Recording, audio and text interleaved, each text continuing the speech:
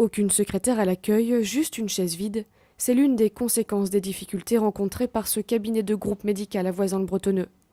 Alors qu'elles étaient 4 auparavant, la dernière secrétaire sera licenciée au 1er juillet. En cause, des charges financières trop lourdes. Dans le cabinet, certains médecins vont partir en retraite et un seul départ suffit à fragiliser le groupe parce que les autres médecins qui ont déjà du mal à assurer les charges n'arrivent plus à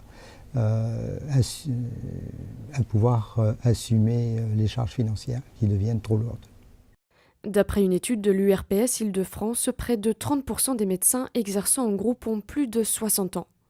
D'après ce généraliste, l'exercice libéral n'attire plus du tout les jeunes médecins pour une simple raison, l'évolution des mentalités. Je crois que les mentalités ont changé à partir du moment où s'est installée une politique des 35 heures en France. Alors bien sûr, les médecins ne sont pas à 35 heures, mais les jeunes médecins actuels refusent totalement de consacrer 70 heures par semaine à leur travail. Ils souhaitent améliorer leur qualité de vie, pouvoir avoir une vie de famille, ce qui n'était pas toujours le cas de nos générations à nous. C'est l'une des raisons essentielles.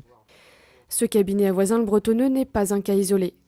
Toujours d'après une étude de l'URPS, 80% des cabinets de groupes médicaux d'Île-de-France sont fragilisés et à terme, dans les 3 ans, 40% de ces cabinets seraient menacés de fermeture. Selon le médecin, les difficultés seraient aussi liées aux contraintes administratives qui pèsent sur la profession et les conséquences pourraient être très importantes. Il y a un risque réel de voir disparaître une offre de soins dans des régions aussi proches que celle de Versailles, Rambouillet, où la moyenne d'âge des médecins est très très élevée et où le remplacement ne se fait pas. Sur Voisin même, j'ai appris le départ très proche d'un des médecins qui ne part pas en retraite, mais qui fuit l'exercice libéral pour se réfugier dans un exercice salarié beaucoup plus confortable, sans apporter de blâme à ce confrère. Et si les cabinets sont moins nombreux, d'après lui, les patients se dirigeraient plus dans les hôpitaux, au risque de les encombrer encore davantage. Une des solutions qu'il évoque, la mise en place des contrats aidés pour les cabinets médicaux.